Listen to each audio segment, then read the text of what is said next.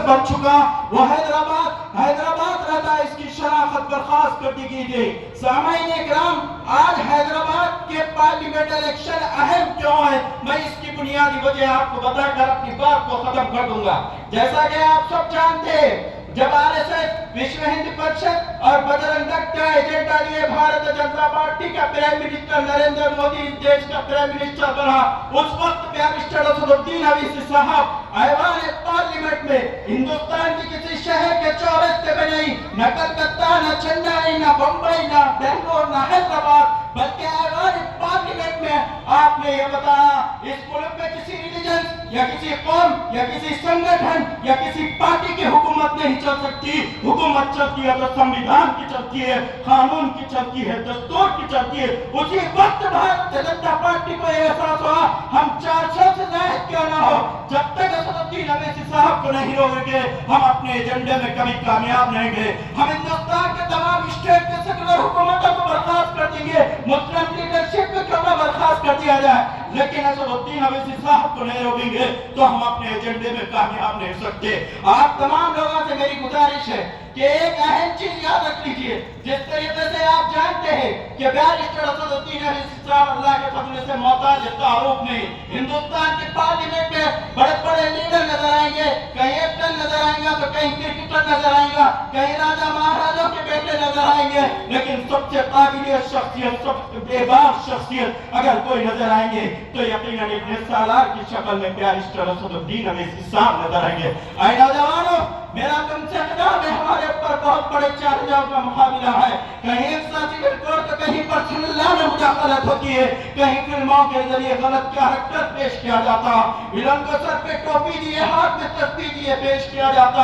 آتنکوادیوں کو نماز پڑھتے ہوئے پیش کیا جاتا۔ اور گھر سے بڑے بڑے چیلنجوں کا ہمارے سامنے مقابلہ ہے، تو ہم کو یہ دیکھنا ہے کہ حیدرآباد کی پارلیمنٹ نشست یقیناً مجلس اتحاد المسلمین اپنا قبضہ برقرار رکھیں گے، لیکن ہم کو دیکھنا ہے ہندوستان کے بڑے بڑے لیڈر جہاں سے کلکتہ سے ہوں گے یا مدراس سے ہوں گے یا گجرات سے ہوں گے، ممبئی سے، اتر پردیش سے جیت کے آئیں گے، جو لاکھوں کی میجارٹی آئے گی، تو ہم اس سے کہیں زیادہ میجارٹی بیرسٹر اسد الدین اویسی صاحب کو دینا، اس لیے کہ یہ سب لوگ جیت کے آ رہے ہیں، اس لیے آ رہے کہ سنویدھان کو ختم کرنے کے لیے آ رہے ہیں۔ اگر کوئی محافظ سنویدھان ہے، اگر کوئی محافظ ہند ہے، تو یقیناً میں بداوے کے ساتھ کہتا ہوں کہ ڈاکٹر امبیڈکر صاحب کے بعد اگر کوئی ایسی لیڈرشپ ہوئی ہے جو ہندوستان کے تمام طبقات کو لے کر چلنے کی، جس کے اندر صلاحیت موجود ہے، تو یقیناً بیرسٹر اسد الدین اویسی صاحب ہے۔ ہم کو یہ دیکھنا ہے ہم سب سے زیادہ میجارٹی سے، میں آپ لوگوں سے کہہ رہا ہوں، میں تو سب سے پہلے احمد طلالہ صاحب کو اور آپ کی ٹیم کو مبارکبادی کے پیش کرتا ہوں۔ حلقہ ملکپیٹ کو آپ نے شہر نہیں بلکہ اسٹیٹ کے ٹاپ کے حلقوں میں لا کے کھڑا کر دیا، یہاں سے فرقہ پرستی کو ختم کر دیا، یہاں نہ کیول مسلمان بلکہ ہندو ایریا میں بھی ڈیولپ کر کے آپ کو ان کی نفرت کو محبت میں تبدیل کر دیا، اور مجھے اللہ کی ذات سے امید ہے حلقہ ملکپیٹ سب سے زیادہ بیرسٹر اسد الدین اویسی صاحب کو ووٹ دے کر بمبر میجارٹی سے کامیاب کرے گا۔ سامعین اکرام، میں آپ لوگوں سے یہی گزارش کر رہا ہوں کہ آپ نے دیکھا کہ بیرسٹر اسد الدین، آپ سوچتے ہوں گے ایجوکیشن طبقہ ہے، تعلیم یافتہ طبقے کو ملکپیٹ کہا جاتا ہے، آپ سوچتے ہوں گے ایک ایم پی کیا کر سکتا ہے، جب آپ این آر سی، سی ڈبل ای اور این ٹی آر کا قانون لائے تو آپ اپنے دل پہ آواز رکھ کے بولیے۔ جب بیرسٹر اسد الدین اویسی صاحب نے نہ کیول بل کو پڑھا بلکہ آپ نے ایک ایسا عظیم الشان اس وقت خطبہ دیا اور سب لوگوں کو آپ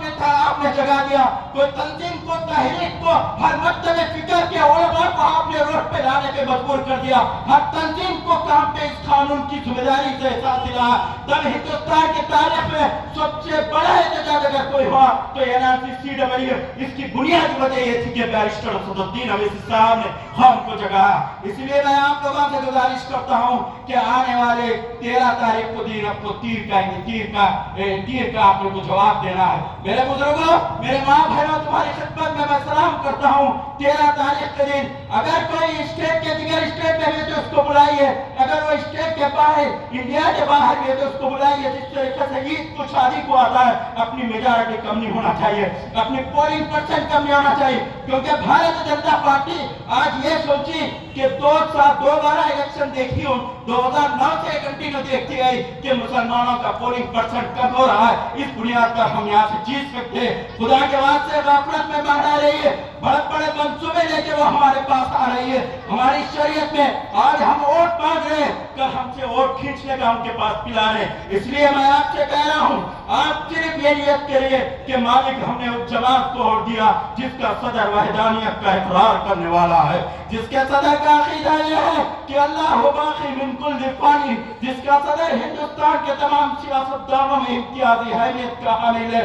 आप मैदान खिताबत के शहसवार भी है, कुछ गिरफ्तार भी है, कुछ किरदार भी है। अल्लाह ने आपके अंदर इतनी सलाहियत दी कि आप कौम को इंकलाब पैदा कर सकते हैं, कौम को उठा सकते हैं, जगा सकते हैं और इस बात का एहसास दिला सकते हैं इस मुल्क पे जहाँ दूसरों का हक है उससे कहीं ज्यादा हक हमारा है। हमारे आबाद ने इस मुल्क के लिए इतना खून बहा, खुदा की कसम दूसरों ने इतना पसीना तक नहीं बहा। इसलिए मैं कह रहा हूँ कि माफ हिंद, अगर कोई है आज के दौर में कि डॉक्टर अम्बेडकर के कानून को बचाने वाले तो बैरिस्टर असदुद्दीन अवैसी है। इसलिए मेरी उम्मीद है, फिर एक बार मैं आप लोगों से गुजारिश कर रहा हूँ कि 13 तारीख के दिन तमाम लोग अपनी अपनी तरफ से, और मैं मजलिस इत्तेहाद मुस्लिमीन को वोट देकर बैरिस्टर असदुद्दीन अवैसी साहब को, नरेंद्र मोदी, अमित शाह, सबसे ज्यादा पार्लियामेंट हिंदुस्तान में सबसे ज्यादा मेजॉरिटी अगर कोई आएगा तो अवैसी को हम अयूबी की शक्ल में बना के आपको